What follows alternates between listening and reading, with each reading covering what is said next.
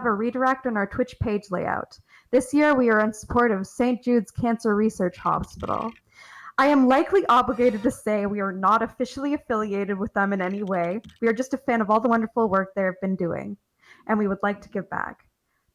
We also will be having auctions, incentives, and giveaways, so please check out our schedule if you want to see all that and the rest of the runs that we have lined up.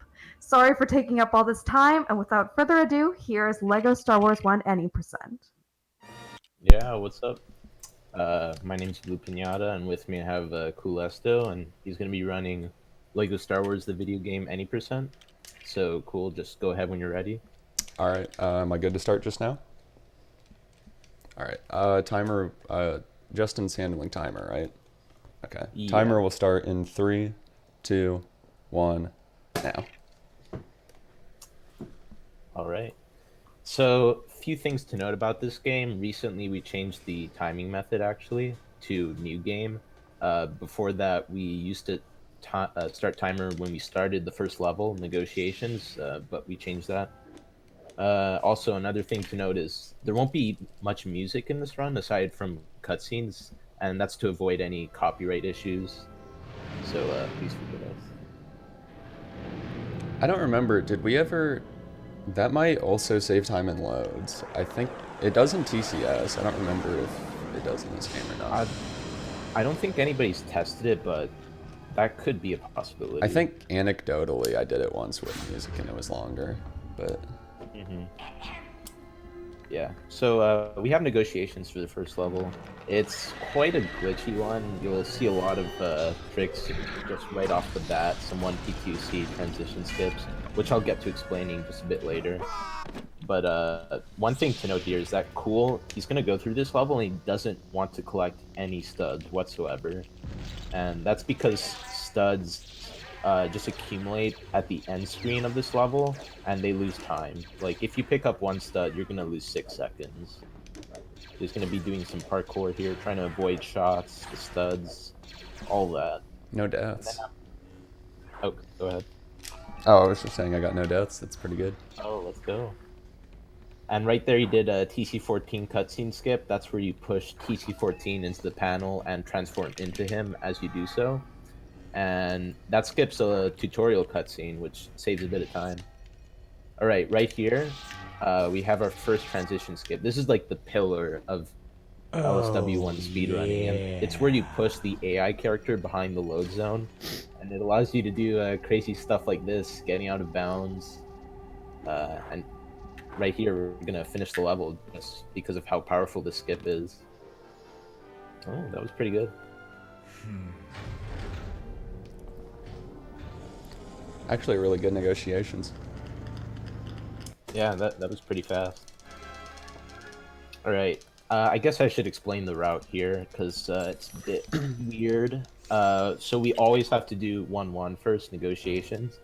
And after that, we're pretty much open to going to any other episode we want to. So we're going to exit to the diner here and actually start episode 3 because it's just faster than going inside the episode 2 door. If you really want, you could do episode 2 first, but you'll be losing around like 3 seconds. Yeah, the reason 3 is faster than 2 is because if you notice there, when we spawned into the diner, we spawned between the 2 and 3 doors. Every time after that we spawn in the diner, we'll spawn in front of the episode 1 door. So it's faster to go in the episode 3 door there because it's the closest we'll be to it. Yep, exactly. All right, here we have a battle over, I think, over Coruscant. I'm not sure the exact name. It's an auto-scroller. It's about 4 minutes, 5 minutes. Kind of just shoot. Try not to die. That's the main objective. Oh my god, cool. Oh my god. Okay, a bit of context as to why Cool's doing this. So, for the longest time, we've done this level with just one controller and one player. That's about it. But recently, we found some developments that have made this level just slightly faster. And this one I discovered myself.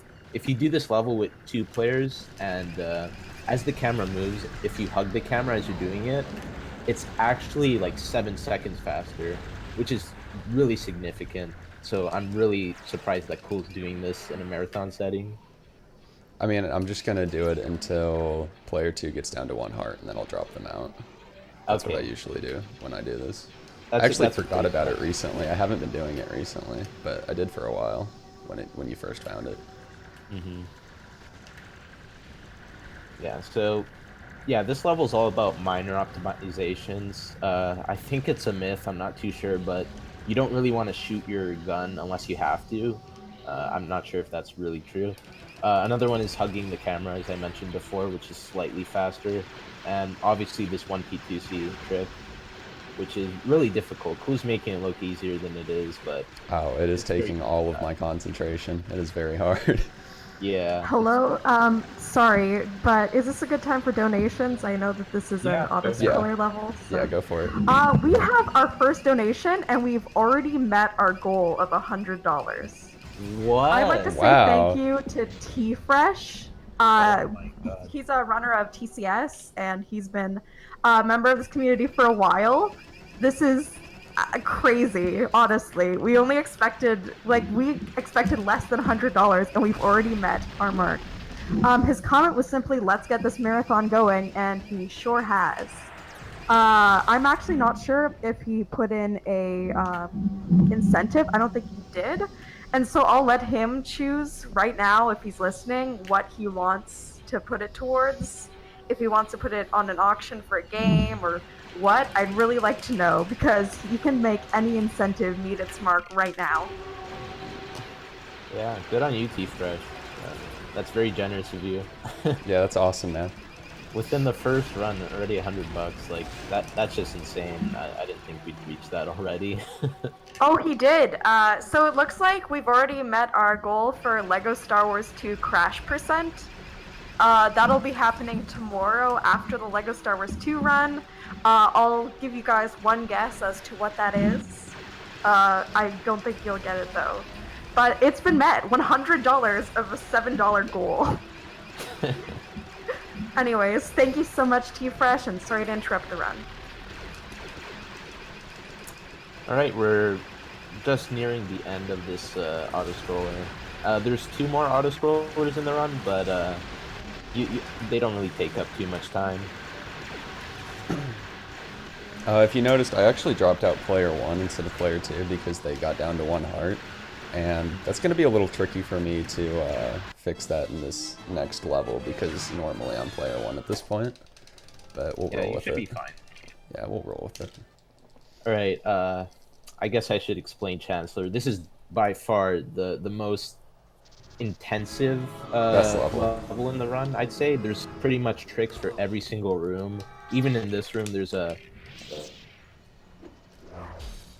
don't do on game. But yeah, it's just fun.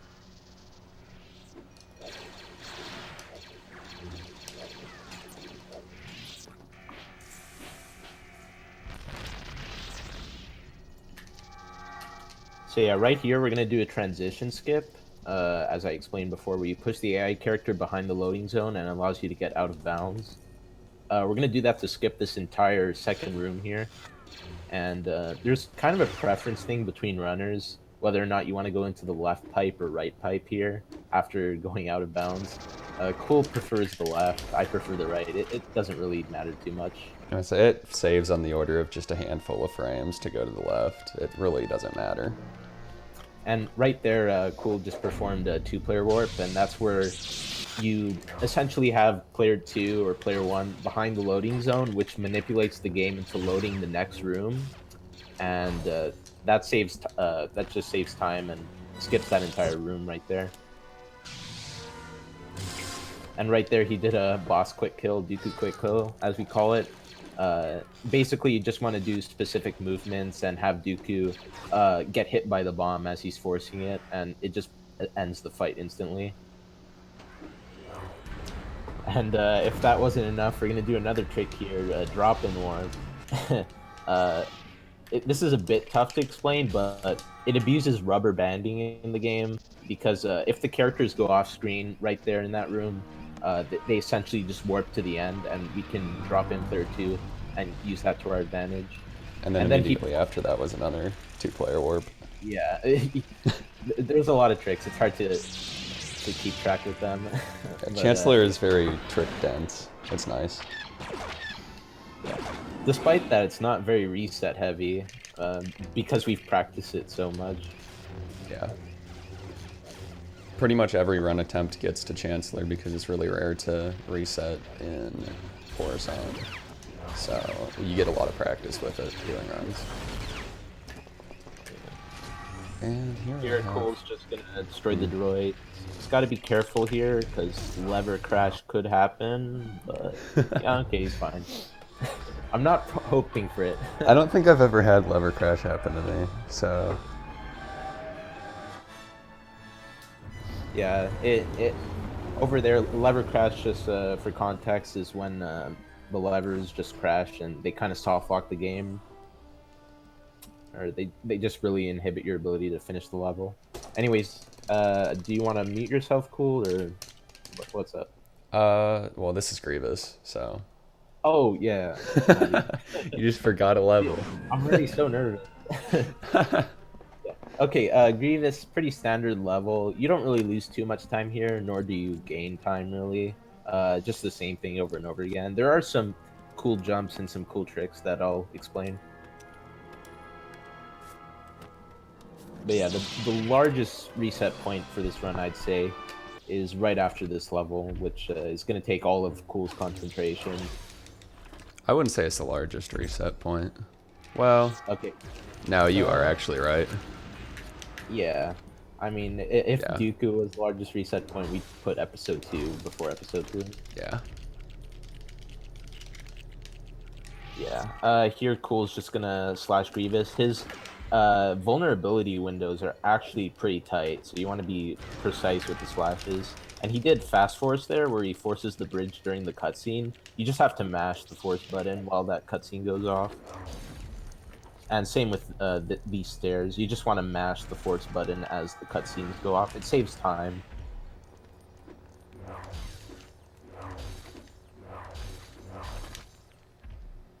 Yeah, and here, the fight's pretty much done and ready.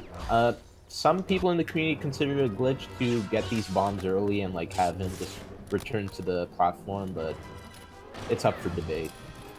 Alright, and at this point, I'm gonna mute my mic and not listen to the commentary for a little bit because the beginning of this next level has a very concentration-heavy trick that I'm going to be doing. So I will be back. All right. Yeah, I should give some context on this next trick. Far and beyond one of the hardest tricks in any percent. So much so that only less than 5 people can really do it consistently. It's that hard. Essentially, what Cool is going to be doing here is going to be using Yoda and alternating between jump slashes and jumps. So the B and A button repeatedly at around like 108 beats per minute. And it's going to allow him to essentially skip a cutscene and just get out of bounds and really just skip this entire room. It's very difficult though, because if you're too early, your Yoda fly is ruined, and if you're too late, you're gonna lose height. So let's see if Cool gets this first one here. Ah, shoot. Unfortunately, he didn't get it. But yeah, that trick was is unfortunate. Yeah, very reset heavy trick.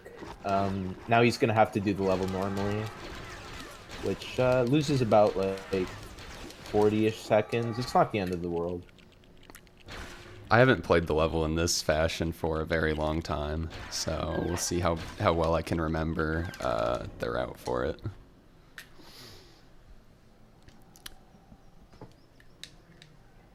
Yeah. So I guess we'll be taking a detour here.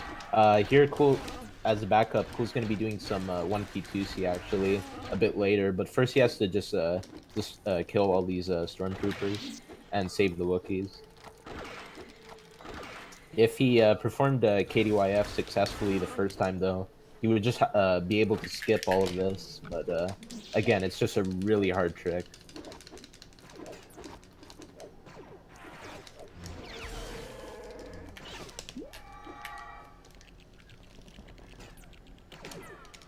Yeah, so there's 3 Wookiees Cool has to save. And he's going to be using 1-player 2 controller here, as he's doing right now. Ooh, having some trouble getting up there. This is the method most people take, but if you're serious about going for world record in any percent, you would go for Kashyyyk double Yoda fly. That is the trick to go for. It just saves so much time. Well, sub 1 isn't happening at LEGOthon anymore for anyone who is expecting that.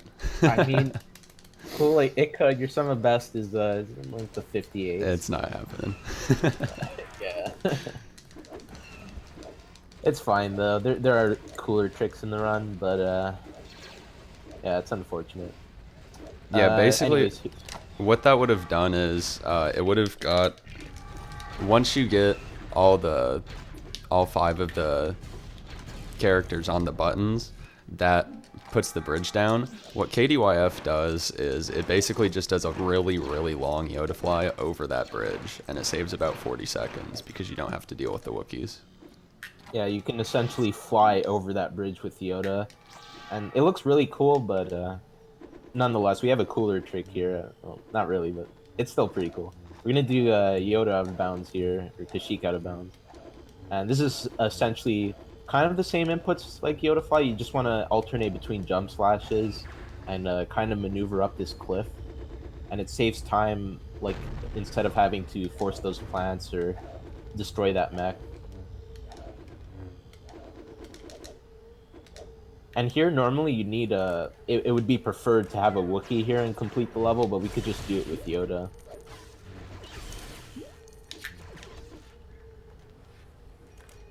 Really good last room, actually.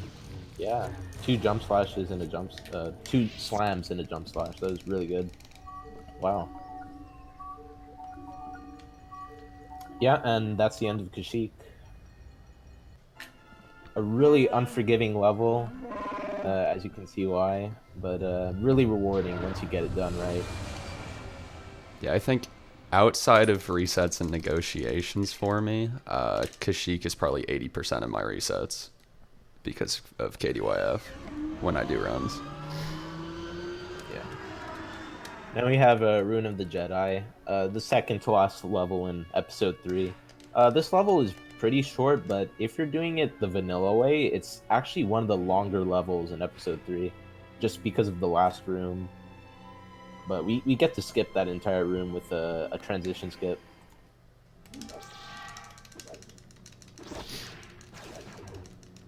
So yeah, we want to be taking control of Yoda here, as is usual, because Yoda Far and Beyond is one of the fastest characters in 90%, but we don't get to play too many levels with him. And here, Cool's gonna go for another Yoda fly on the right. This saves time instead of having... Oh, he's going for diagonal fly. And he gets it. Nice.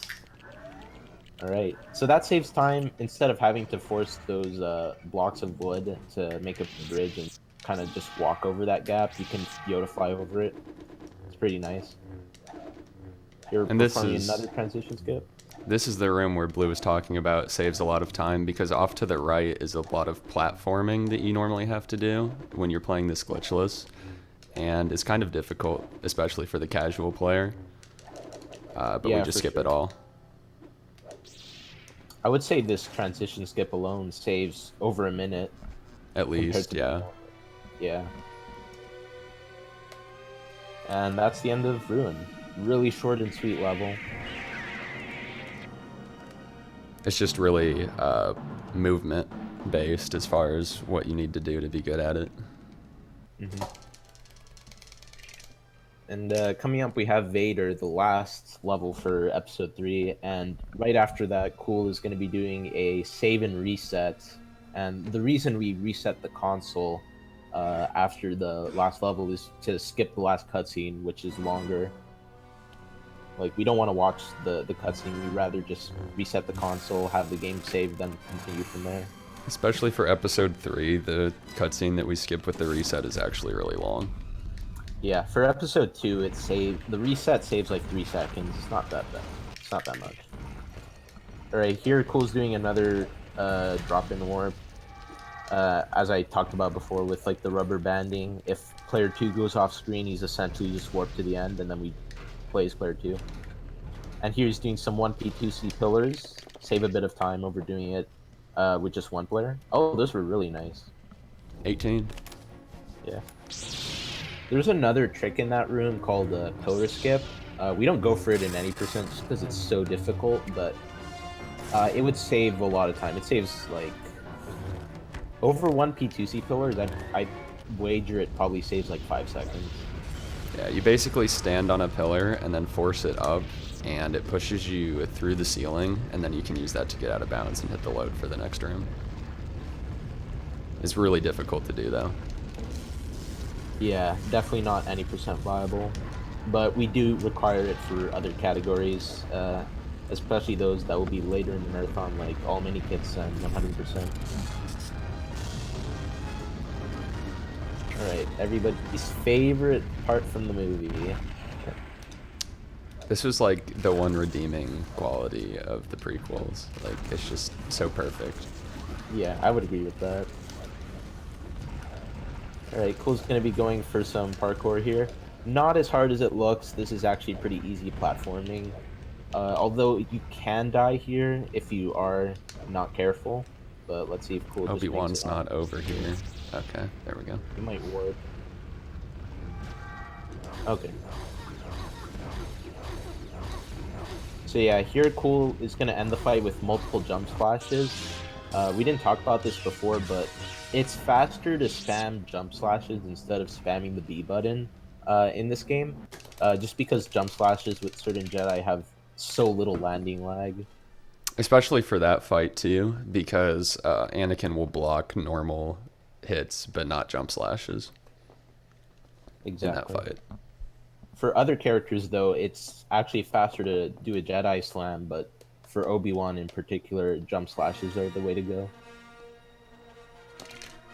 Yeah, Mace Windu and Anakin are the ones in any percent that are like that. It's faster to do slams. Mm-hmm. Alright, Cool's going to be starting episode 2 here, after the console reset.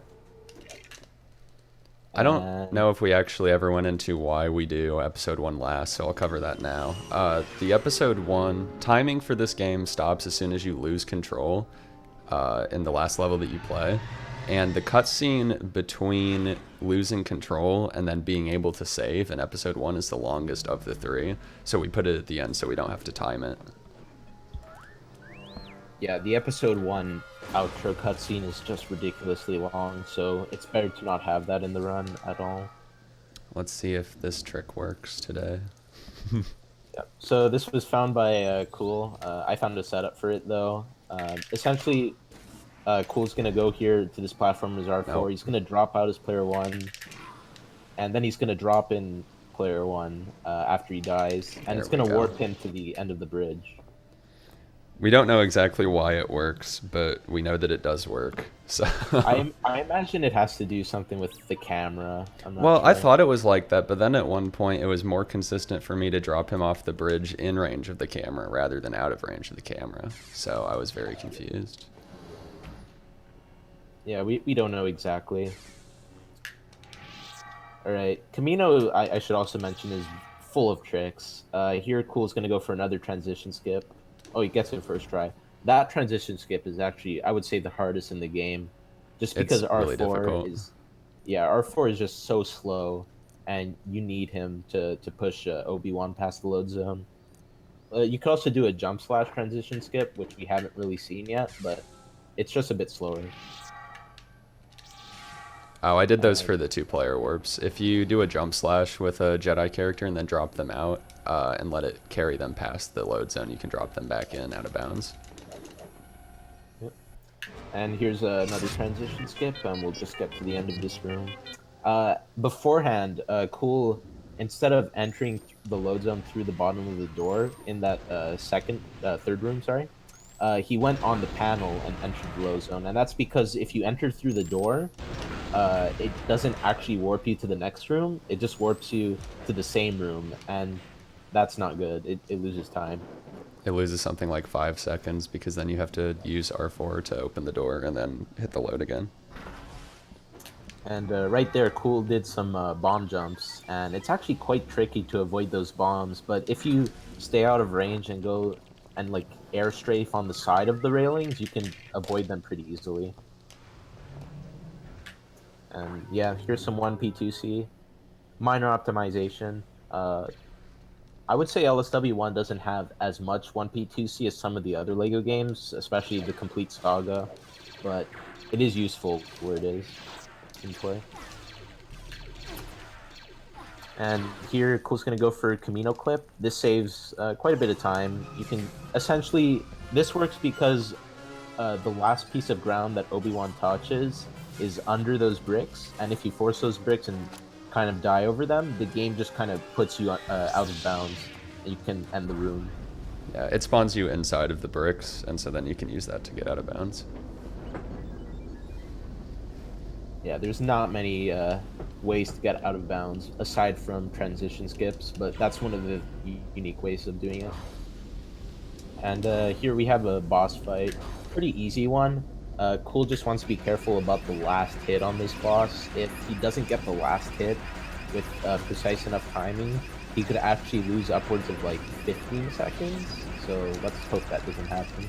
Yeah, the reason for that is that Django is one of the fastest characters in the entire game, and if you don't hit him for the last hit fast enough, he runs away from you, and it's really difficult to catch him. Yeah, it's essentially a game of tag, and it's quite annoying. Oh yeah, you got him.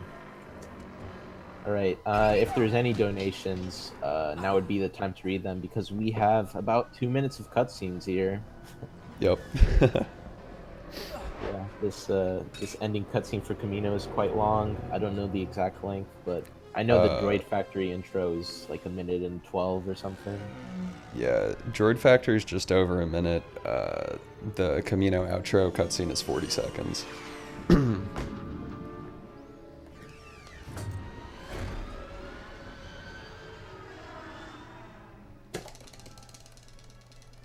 Yeah, I guess I should talk about the other levels in Episode 2. Back when I started running this game, Episode 2 is considered, I think, like the easiest episode of the route, but now it's debatably the hardest one because of the last level, which we'll get into a bit later. And its difficulty has increased so much so that some runners have considered rechanging their route to have Episode 2 before Episode 3, and it's quite fascinating, really.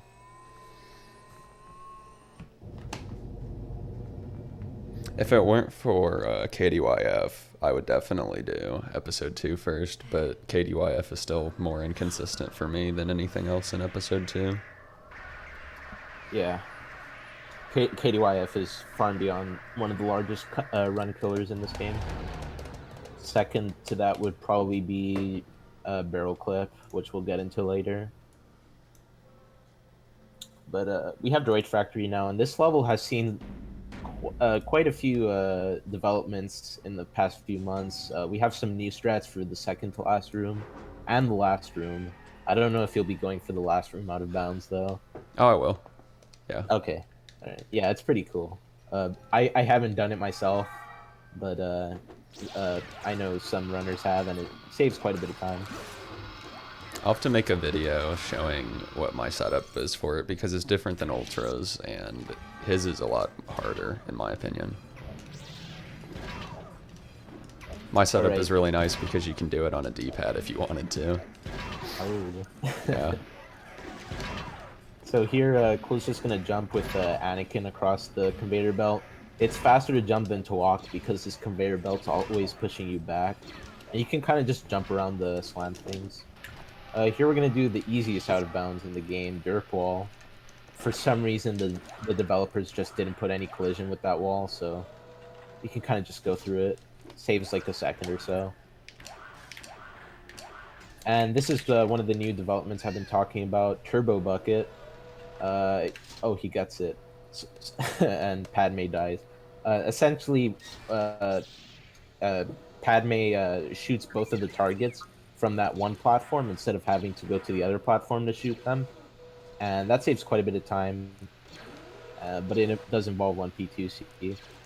And it's a lot faster on PC because the collision's a little bit different. If you notice the first handful of shots I missed and I hit like the side of the wall next to the target, that doesn't generally happen on PC. It's a lot easier to hit that target.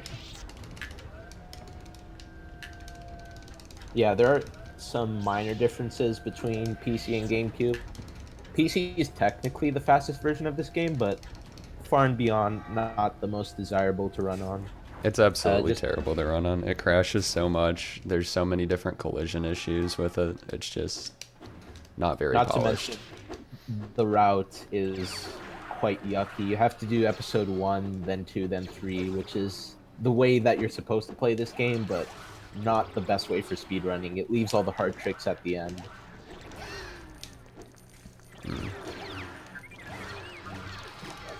So yeah, cool right there. He's shooting on the right. He wants to knock down some debris or like some object of some sort so he can force a platform for R2.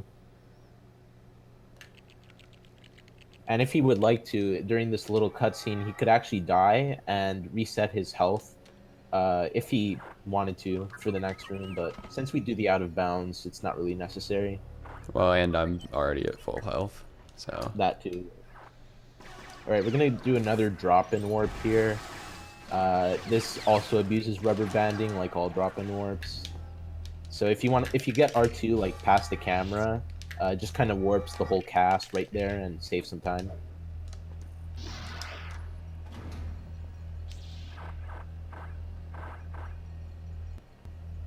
So yeah, Cool's going for the last room out of bounds here. I'm just going to be a little bit quiet while he gets it.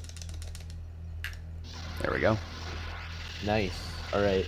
So yeah, that out of bounds is, it's been theorized for a while. It came into fruition with the consistent setup only recently, and it involves going on the side and just forcing those objects to free Obi-Wan. It's really difficult because, for one, you can soft lock, and two, it's just very easy to die. Is this a good time for a donation? Go for it. All right. Sailing Whisper has donated $5, and his comment is, I love Lego, love speedrunning, and love charity. Do them Legos fast. And his donation has gone towards Enna mode in the Lego Incredibles run on Sunday, I believe, but I could be wrong about that. It has been met, which means you guys will get to see that extra turn on. Thank you so much, Sailing Whisper. Nice. Shoutouts to Snolid. I think he'll be doing that in center. Alright, Jedi battle here. It's probably one of the most volatile levels, I would say. It could be consistent, it can be inconsistent. It's just really difficult to get the same like positions every time for these droids. Yeah, it's always a toss-up whether you're gonna have a good Jedi battle or a bad one, because a lot of it is just really difficult to control or predict. Yeah, the hard part isn't even...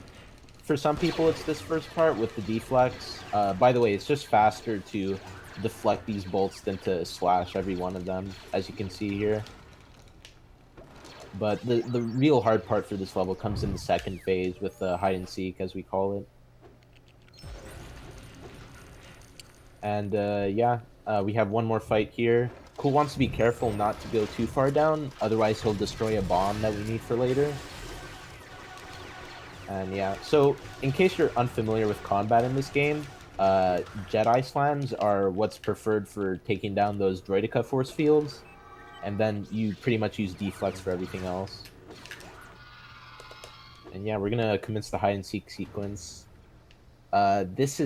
It can lose you a lot of time, this part of the fight, but it's consistent if you know where the spawns is. Like, for example, there's always going to be one to your left at the start, and then the rest of the red droids are on the right. Yeah, there's one here, and then there's two in the back here, and then the last one is off to the right somewhere. He likes to move, though, so sometimes he's there. Since he's the last one that you get, he has a longer time to move around, so he's less consistent. Mm-hmm. Yeah, even if the droids are off screen, they still move. Like, their positions aren't fixed whatsoever. And these blue droids take 3 hits to kill, but they're much easier to find, in my opinion. Well, that was you say that, and then I couldn't find the last one for a little bit, but... there it is. Yeah. Yeah, a good thing to note for this level, if you plan on running this game, is if you can't find a droid for whatever reason, it's very likely behind you. I don't know why the game does that, but it does. And here we're gonna do Django quick kill. Pretty easy trick, very hard to fail. Even casuals can do it. You just want to run past the bomb, and Django will follow you and kill himself. Yeah, the one thing that can mess that up is if you walk too close to it during the rest of the level, you'll blow it up and then it won't be there for that fight, and then you'll have to fight him casually. Well, there are backups with different bombs, but at that point you're losing too much time to even... It doesn't matter, really. Yeah. Alright, we have the second auto-scroller of any percent gunship. This level, not a fan favorite. Probably my least favorite level, personally. I don't know about you, Cool. It's not terrible. I'm just not very good at it. Yeah, it's very poorly designed, in my opinion. This first part's not so bad. There's not really any way to speed it up. Even hugging the camera doesn't do anything, really.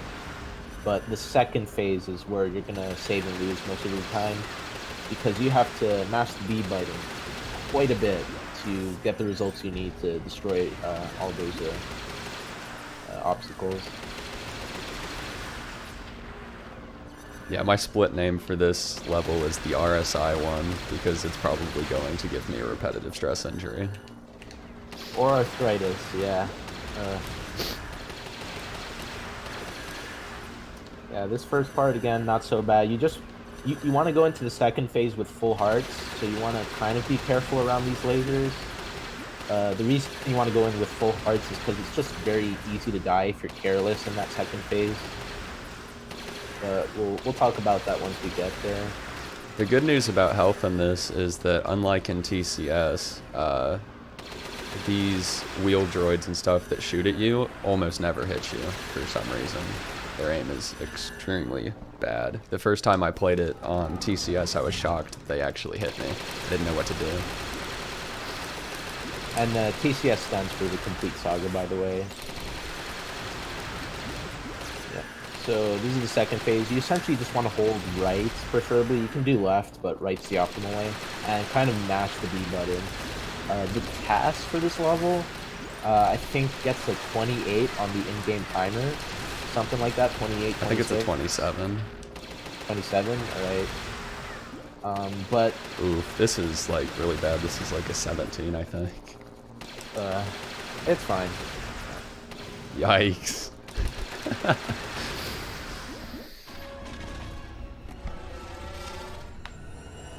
Yeah. I mean, it's still better than the... It was just really poorly designed. And now right, we enter Dooku. Yeah, Dooku. Dooku is the most frustrating level in any percent. It's not the largest reset point. That goes to KDYF, but it is the most painful when you do have to reset, because at this point we're nearly 40 minutes into the run, and whether or not a run survives past this level is basically RNG. And yep. I'll show why in this next room as soon as I get in there.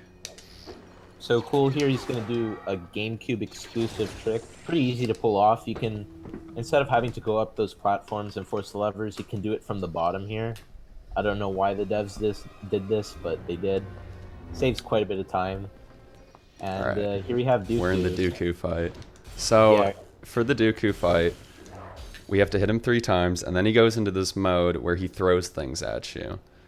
Now, oh, I actually got it first try, but I didn't get out of bounds with it. Dang it. Okay, so he's either going to throw barrels or things off the wall at you, and you have to wait for him to throw a barrel and then get under it when it comes back down, and I am choking this really nicely right now. Yeah, essentially what he throws at you is random, but... Well, I wouldn't be so... Blue and I have an argument going about what determines what he throws at you. I think it's position based, and I think that right there is a good argument for it because I stood in the same spot like 5 times and got 5 barrels every time I stood there. But he says it's complete RNG, and we don't actually know for a fact one way or the other. Yeah, but the reason we even want a barrel in the first place is to just get out of bounds, kind of clip under the ground and end the level, because there is a load zone there that's active. And then here we're going to do another reset and go back and play episode 1. Yeah, episode 1's very chill. Not much going on for the first few levels, especially the first 3, but towards the end of episode 1 is where things really start to pick up and where you can lose a lot of time. Is this a good time for a donation? Go for it. Ahead. We just received a $100 donation from, I'm going to butcher this, one Exy Luz. There, Exy Luz. There's no comment, and if I'm not mistaken, there's no goal or bid war assigned. And as such, I'm going to give Exy Luz a chance to say what they want in the chat. Otherwise, it will go to runner's choice. All right. That's awesome. Another $100 donation.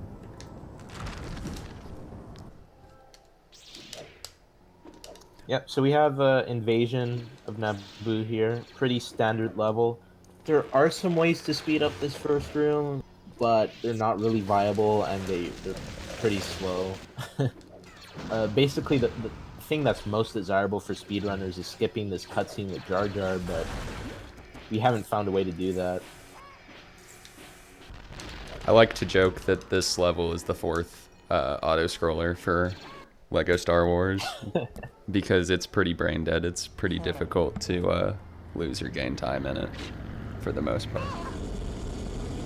Yeah, although you can make it harder for yourself if you go for Jar Jar jumps. I don't know if Cool's going for them. I'll go for the first 2, but I won't do the 3rd one. Yeah, I guess we'll talk about the 3rd room once we get there, because there is an interesting strat. I'll show what it is, but I'm not gonna... Oh, I forgot I have to force this. I'll show what the 3rd jump is and what its goal is, but I'm not going to attempt it because it would take me like 20 minutes because I'm really bad at it. Yeah, The first one is here. We go around that. Ideally, you would land on there and not die, but either way, it gets down. And the second one is right here. We jump up onto this little bit of collision. And then from here, we can make a tricky jump all the way over there. That saves just a few seconds. The third one is right here. We come all the way down here. And the goal is to jump up there. But I'm extremely bad at it, so I'm not going to do that. It skips forcing that and having the bridge fall down. Yeah, very, very difficult to do with Jar Jar. Also in this third room, there was a strat recently discovered in which you could go over this sort of mecha thing, ship thing, I'm not sure what to call it, and essentially just weird warp or like wrong warp to the end of this room and go into the next. But it's very difficult. It requires you to do that Jar Jar jump that Cool was talking about, and it hasn't been done in RTA before. Yeah, basically the way wrong warps work in this is basically the same way that it works in Super Mario Bros. 1, if anyone's familiar with that. Basically, the game only loads the destination. All transition points are the same. It just points to whatever destination is loaded. So how that one would work is you do the Jar Jar jump, and that traps the Jedi by the transition to the last room. But then you move Jar Jar far enough into the level that it loads the next room, and then you would drop in the Jedi and hit that load to go to the next room.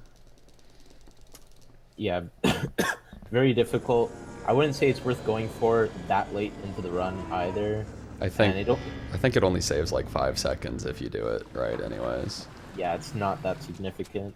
Yeah. Here, escape, not much strats to be found. We do have a targets strategy that we do, which saves time instead of having to go to another platform. And there is a drop-in warp that you can do, but it doesn't save any time whatsoever. In fact, most of the time it loses time. Exactly, yeah. It looks pretty cool though. I think in TCS there is like a clip you can do under one of the doors that does save. It would save time for this game, but it's not in this game whatsoever. Just in the complete saga.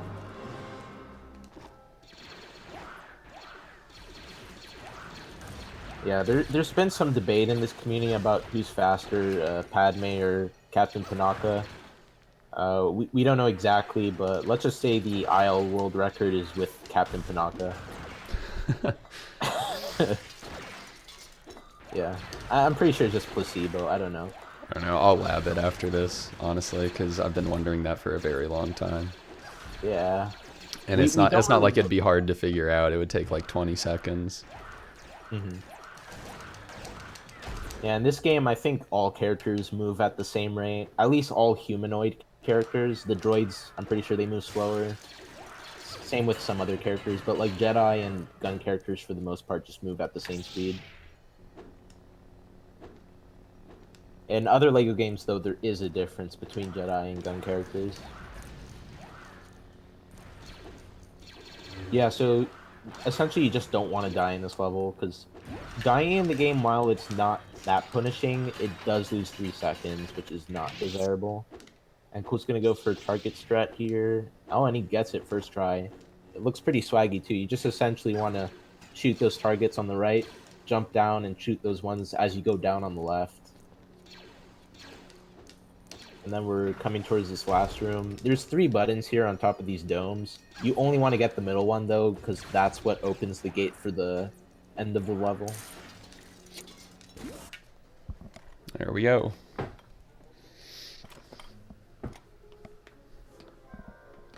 Yep, and now we have Pod Race coming up, the longest auto-scroller in the game, so if anyone would like to read donations during that part of the run, they feel free to do so, honestly. It does require focus, though, at least somewhat, like, at least for streamers. A lot of streamers don't read chat during Pod Race, because you do need your attention on the screen for most of the race.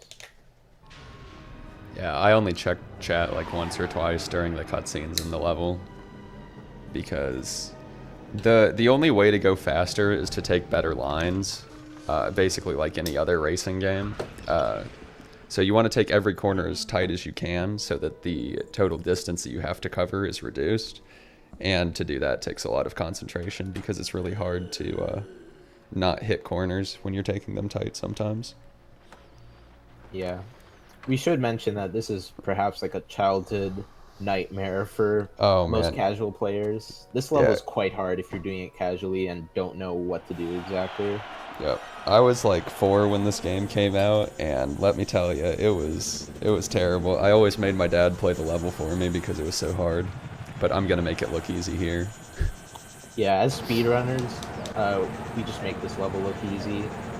One tip I would give to new runners for this level, I would just say keep playing the level, play until you feel comfortable with it, because there's not really any shortcuts to getting good at it. But there are some like strats we want to do here. Like, of course, we want to hit all the boost pads. That saves some time, but we kind of want to avoid those poles that appear throughout the level, because they do slow you down just a bit.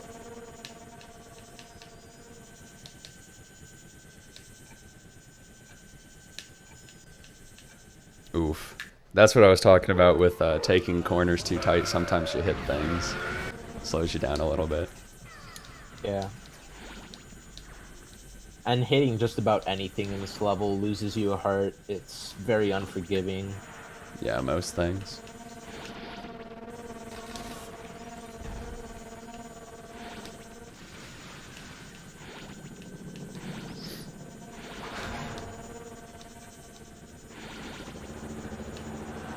Yeah, we do have a little bit of variability coming towards, I think it's the third lap, second room.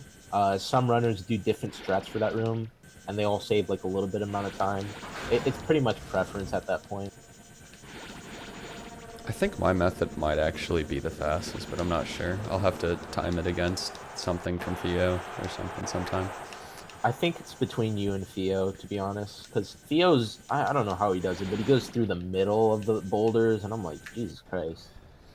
Right That's here is something that a lot of people tend to think is RNG when they first start running, but really it's pretty consistent. This boulder falling, if you enter that cutscene on the right side, it'll fall and crush you, and it loses you 40 seconds, but if you just hug the left side going into that cutscene, it never falls. Yeah, that boulder always falls at the same speed, so you just kind of want to take an appropriate line and get through it as fast as possible, so you won't die.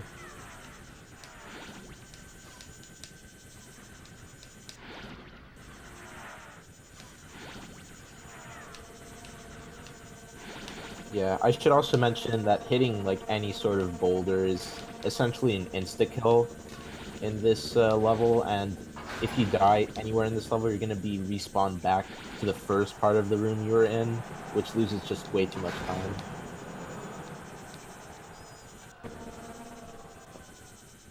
And you'll see like an in-game like countdown at the top of the screen, but it doesn't really concern us. Like, it's just there to scare you, in my opinion. Except for the last room and the last lap. That's just a bit scary. It's just there to make sure that you hold A, basically. Throughout this entire level, I'm holding A, which makes you go faster in this game, for this level. You don't have to hold it all the time for some of the earlier rooms. For the last room, you do have to hold it for the whole room to make it to the end on time.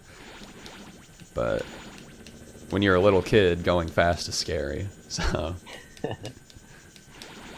I should also mention that this room, this level in general, is a little bit forgiving for casuals.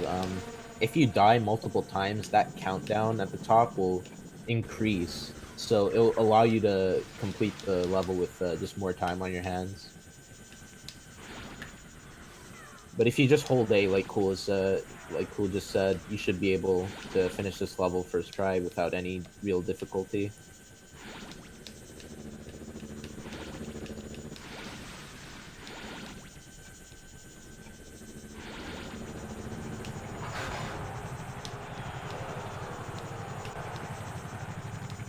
Alright, we're coming up here on the last room. A little bit of a nail biter, especially if you're a bit new to the scene. But yeah, Cool should just finish this part with no problem. This is basically the hardest level just because of the bombs. If you're low on hearts at all coming into this room, it can be kind of scary with the bombs, because if you die in that room, it loses quite a bit of time. Yeah, you do have to watch that cutscene over. And you will always, no matter what, finish that room with 1 on the in-game timer.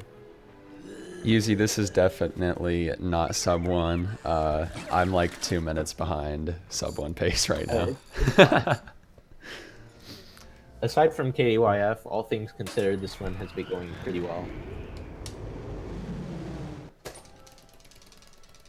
Yeah, KDYF was rough and then Dooku was rough, but those are the hard levels anyways, so it's not anything too out of what was expected.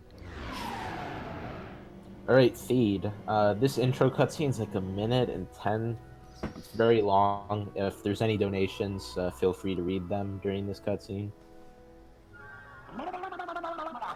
But this level is, it used to be considered one of the hardest ones in the run, actually, before KDYF was found, before Dooku Clip was found. But yeah, this level... this was the original choke point. Yeah, indeed, yeah. And it comes so late in the run, too. They're around, like, the 50-minute mark-ish. I don't know exactly. Yeah, we're just now hitting 53. Yeah. And the reason it's hard is because, I wouldn't say the tricks are hard, but if you do die in any one of the tricks, it's going to lose you a lot of time. Especially if you're very far out of bounds, in, like, Feed 1, for example. Oh, and this is the part where I almost forgot to plug my second controller back in. We unplugged the second controller in Dooku to drop player 2 out before the fight, but we need it plugged back in for this level, and I tend to forget that a lot in kill runs, and it's really sad. Yeah, I just do it after reset for the console. I need to start doing it in Invasion. That's where I used to do it. Alright, so what Cool's gonna do here is some 1P2C. He's gonna force the platforms up, and then have R2 just go to the panel. The old strat we did, which I'm embarrassed to say that it was an old strat. Like, how is that viable? We used to fly with R2 on the right and like get up these like little cylinders, but it's just so slow. I can't believe we did that.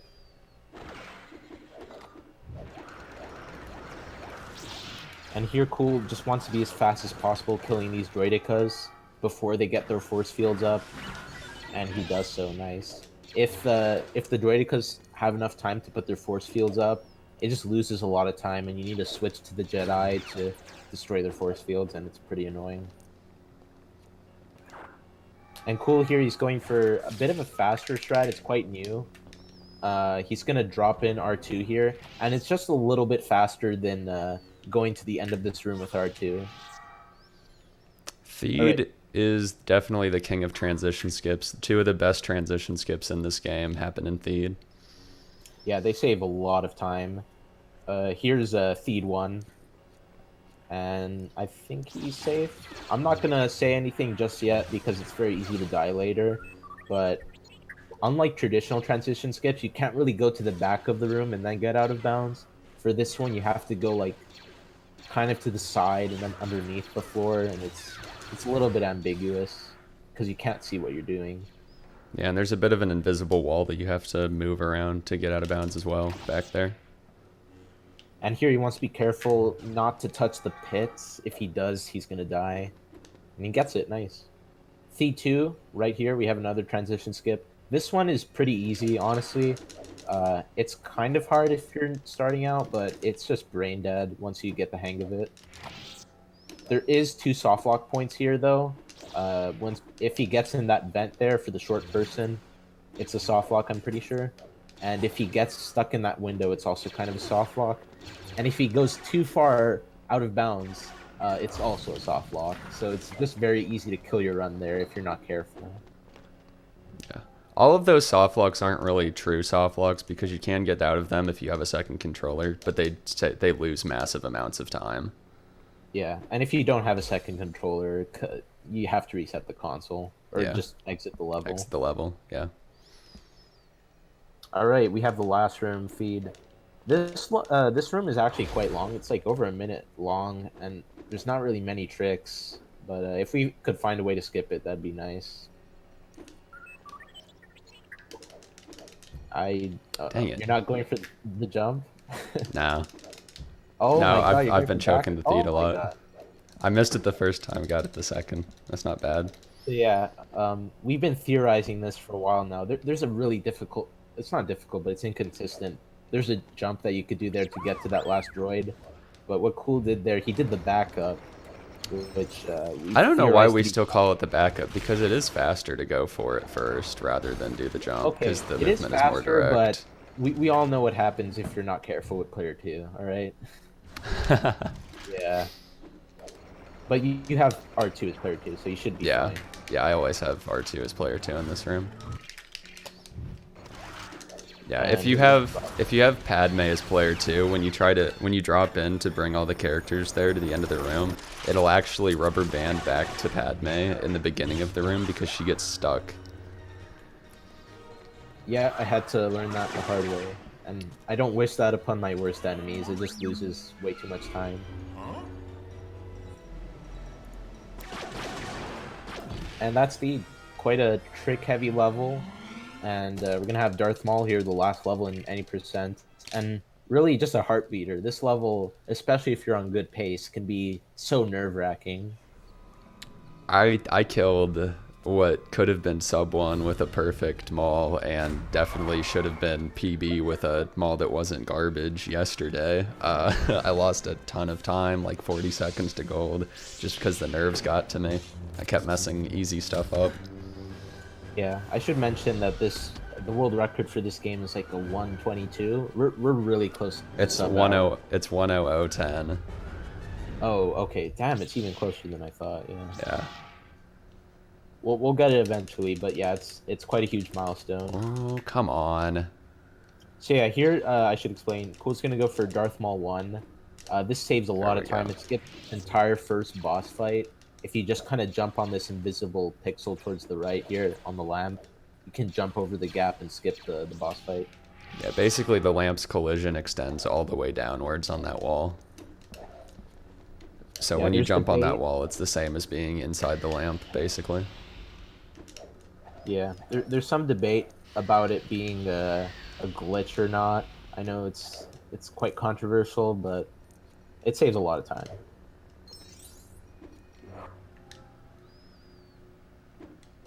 Yeah, he's just gonna force these platforms here, not too much. And a minor optimization would be to force those platforms as little as possible, so you just have enough distance to jump over.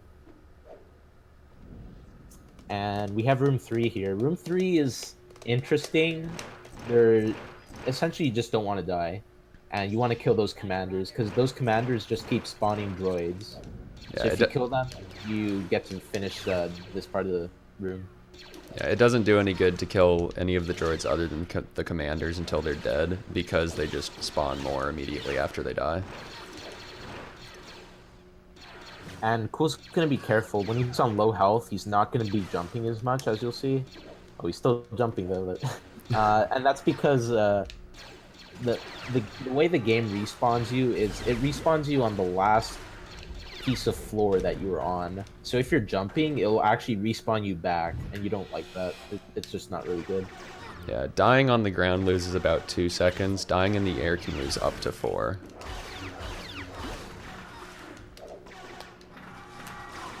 And here's just a little GameCube exclusive, not really trick, but like development issue. I'm not sure what to call it, but that droidec on the left doesn't spawn on the button in the GameCube version only. Yeah, every other version, he's right in the middle of the button, just like the other one. Why can I not? Yeah, so here's There the we last go. transition skip of the run. I forget what it's called. We'll just call it transition skip. Barrier skip? Right. Yeah, barrier skip. Yeah, I forgot. Yeah, it saves like 3 seconds, but it looks pretty cool. And you get to skip all these barriers instead of having to like force them. If you do jump inbounds into like one of Oh, these shoot. rooms though, There we go. it's a soft lock, and that's not good.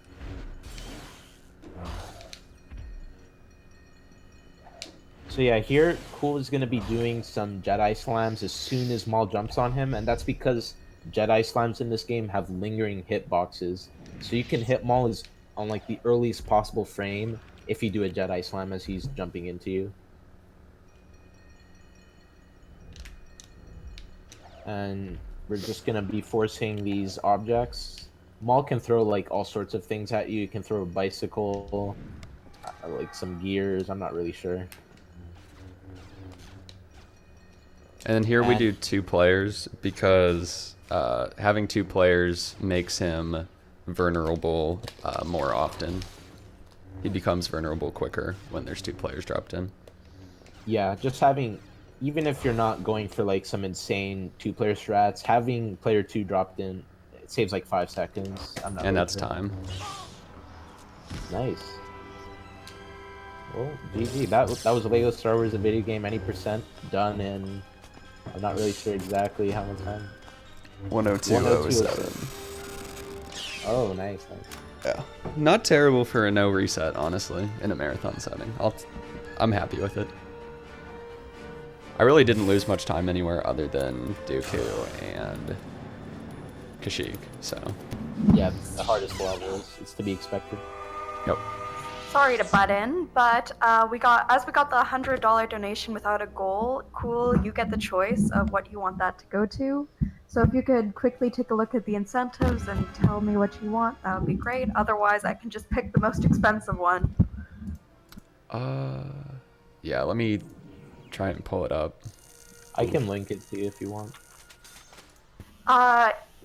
We're just gonna be setting up soon. Right next, we're gonna have Great Catmon running Lego Racers any percent glitch list. So stay tuned for that. I'm sure it'll be good. I've actually never seen a Lego Racers speedrun before, so I'm excited. Just stick around. Pretty soon we'll have a setting up period. Just keep watching.